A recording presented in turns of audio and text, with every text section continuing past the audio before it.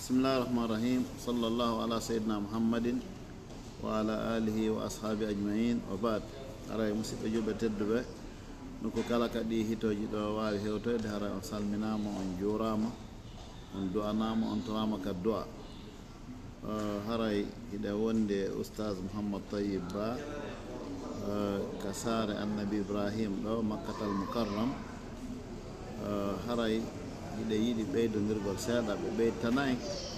haray nde moƴƴere mawde nde Allah subahana taala okki en ko wiyete tawegol suumaye ɗum ko goo so ɓe gayni ɗum woɗay kadi ko ɓe ɓeyditani en joni noon mada bada ramadan ɓaawo suumaye on tawi en o feƴƴi haray ko honno e comportement dowaɗen comportade haray ɗen wiya noon billahi tawfiq ɗen wiya cheikh on ahlan wa sahlan wa marhaban bi cheikh ونسأل الله سبحانه وتعالى بأن يلقنه كلمات ننتفع بها في اليوم وفي الغد وأن تكون نافعة للأمة المحمدية فجزاه الله خيرا إن شاء الله وأنتم يعني أيها الإخوة المشاهدون جزاكم الله خيرا على الاستضافة فنرجو منكم إن شاء الله أن توزعوا رأي من توري ساكتة فيديو في هيوتو ماكسيموم de personnes haray ko baraji maɓɓe e muɗum haray cheikh Mouhammad Tayyib salamu aleykum aleykum salam wa rahmatullahi haray hiɗon ka laawol kisal e kadi kala ka nde ɗo yewtere wawi hewtoyde haray no mi holliri noon wooda ko ɓeytan no jama on ko yewodiri e o suuma e ɗo feƴƴugol makko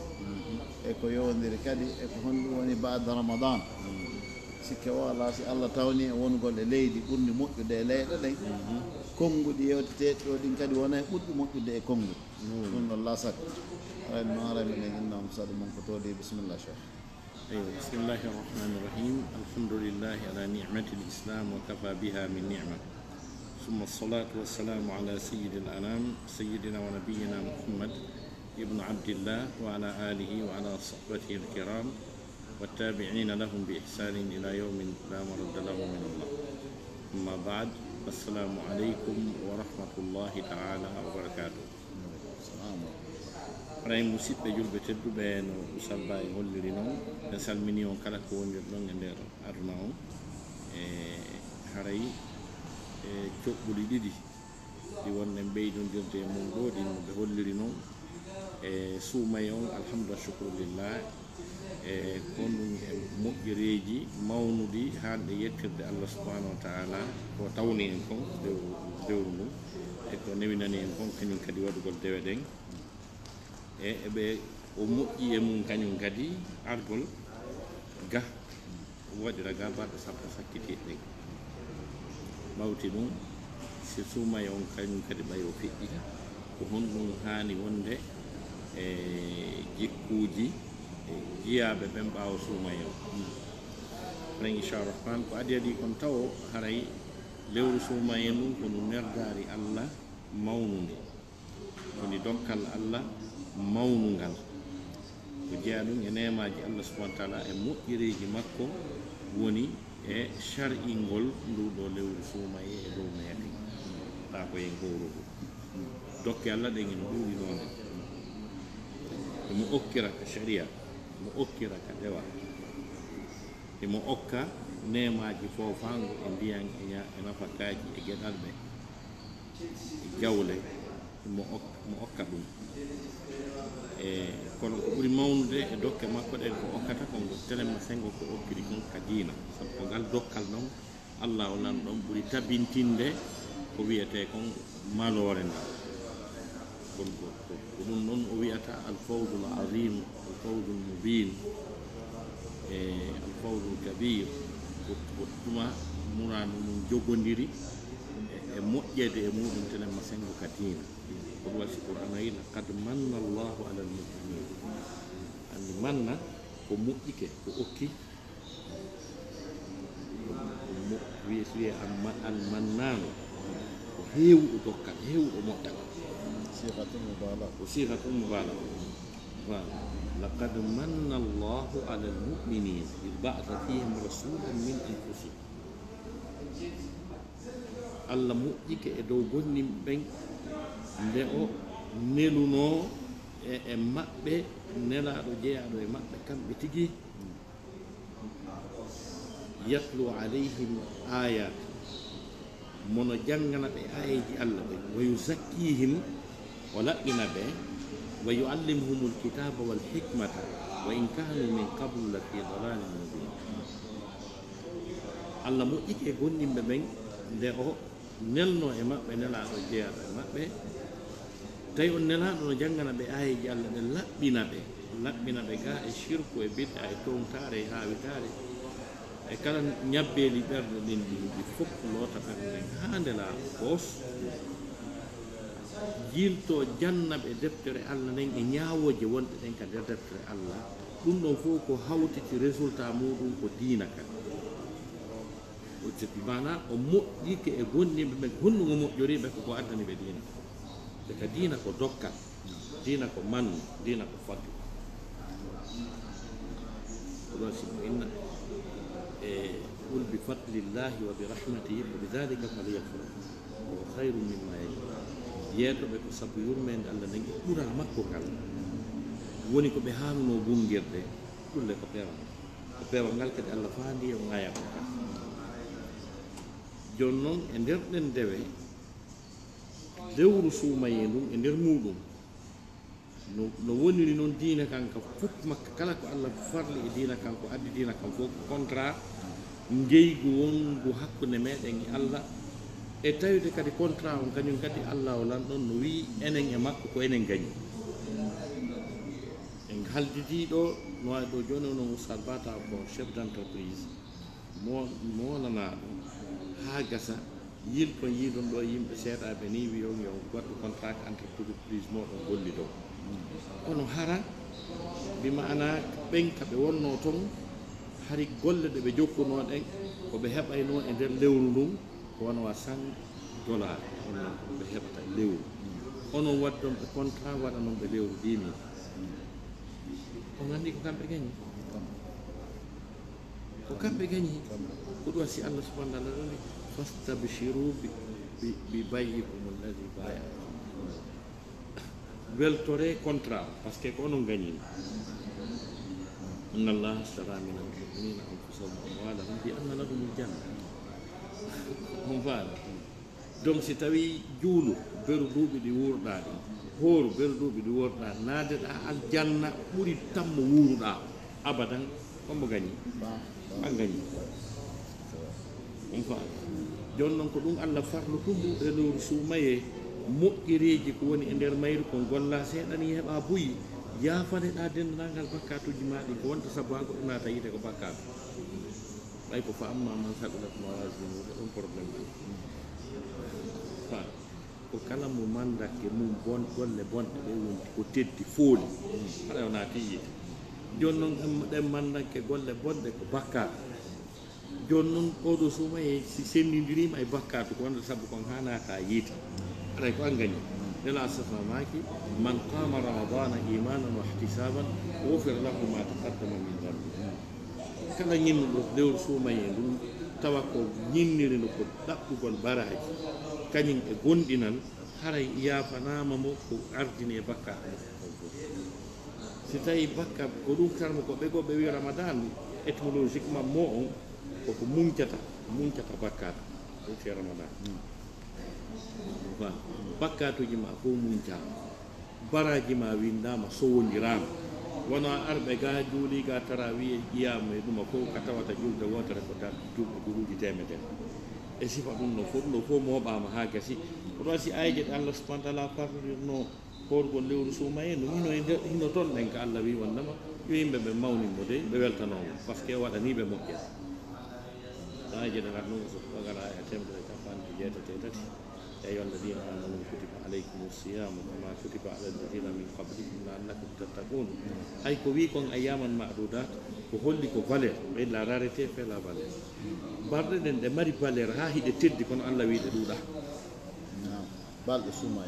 سوماي وند دودا أستاذ كل وسيا أياما معدودات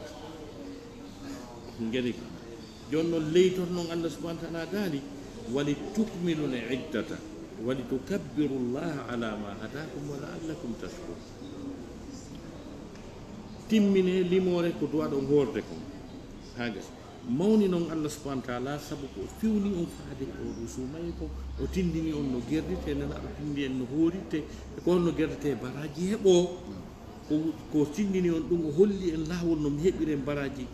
fof muɗum Allah wiye mawnimi ko ɗum woni ɗi takbirata ji ɗi yo toon habbirte on faami wala allakum tashkurun wiyemo jarama wiyemo merci alhamdulillah on faami wiyemo merci wiyemo jarama par ce que o add o légiférani on goɗɗum ko heɓoton ɗum no wonde hara berko julɗa ko berɗo windanteɗa tawa lewru ɓurnandu ala ñallal ɓurnagal ala kono ɗum ɗon fof ko e moƴƴereji makko kala usage kala ko ñalorma ko Allah tagi kon fof woodi ñalormaje sappo baraji ko moɓeteɗen ɗon konde moɓatake kala ñalorma iwi go o donki ha sappo ɗen ñalormaje ko ɗon gollata seeɗani mawɓa kadi e nder ɗen ñalormare waɗɗon ñalormare wowtere no wiye yawmu arafa nden ɗon kam no yecciɗen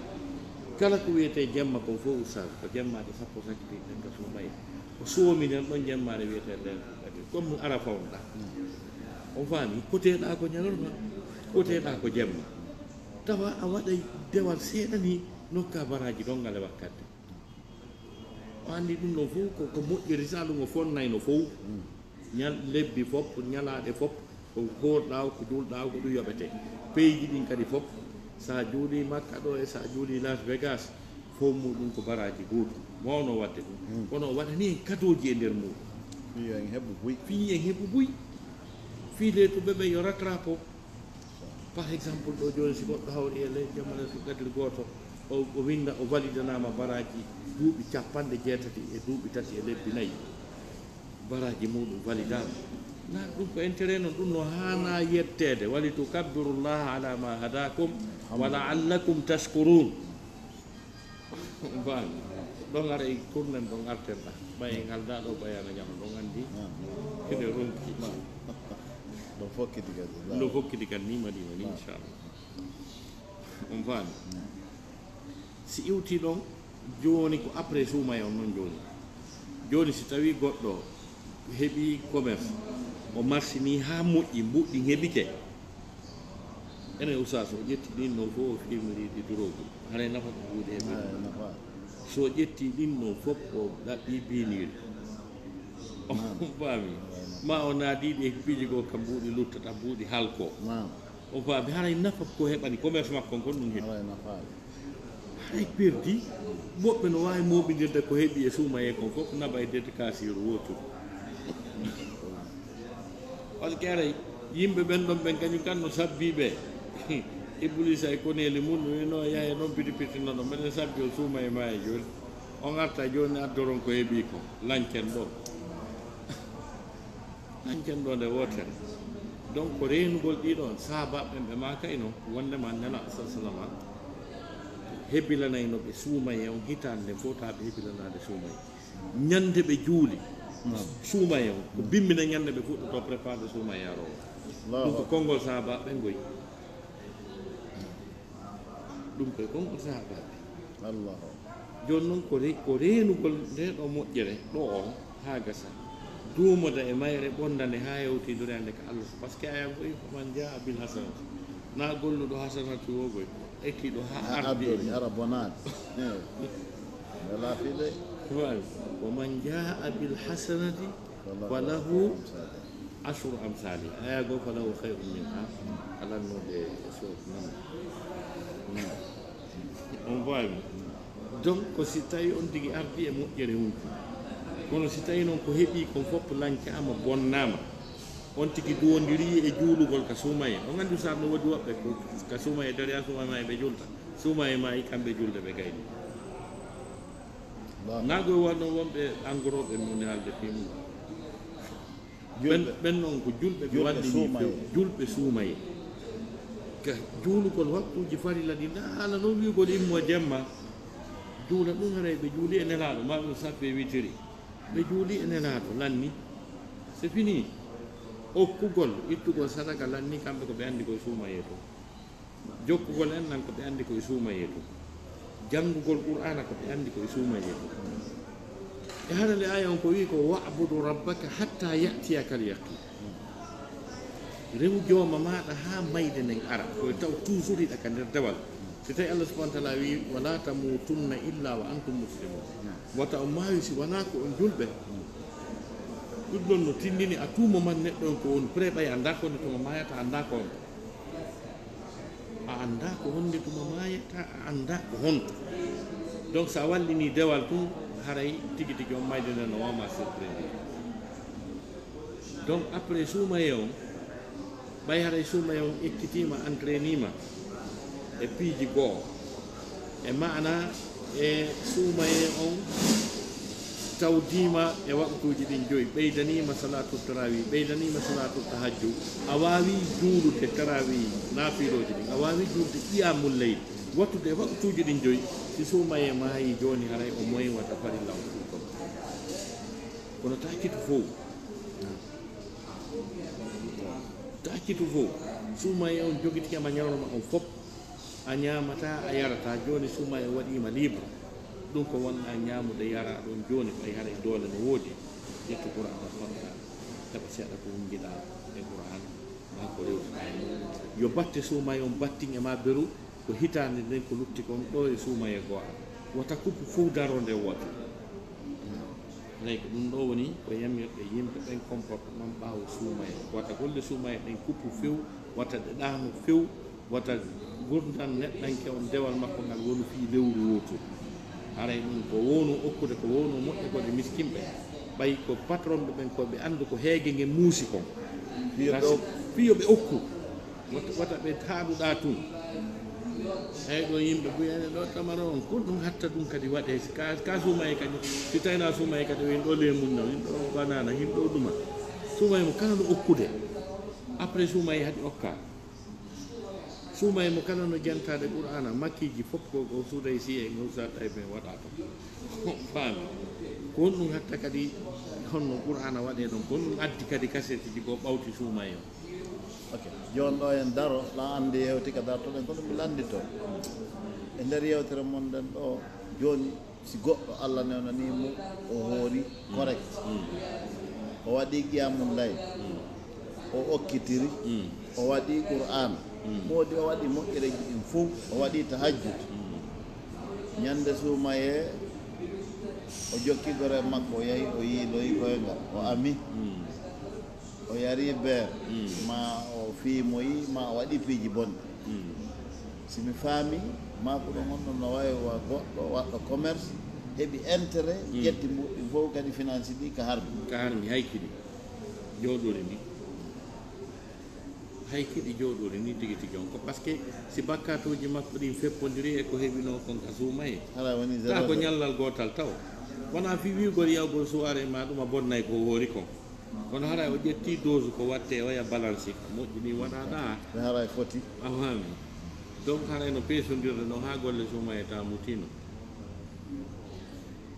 fami ko ɗum noon ok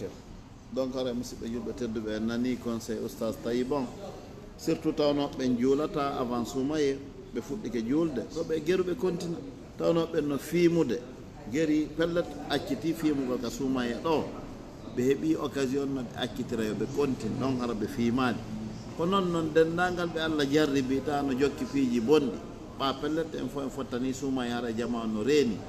moodi haray o exercice ɗo yo lutte e meɗen wawe wonde reeniɓe torɗen Allah yo tawno en kadi no ɓe holliri noon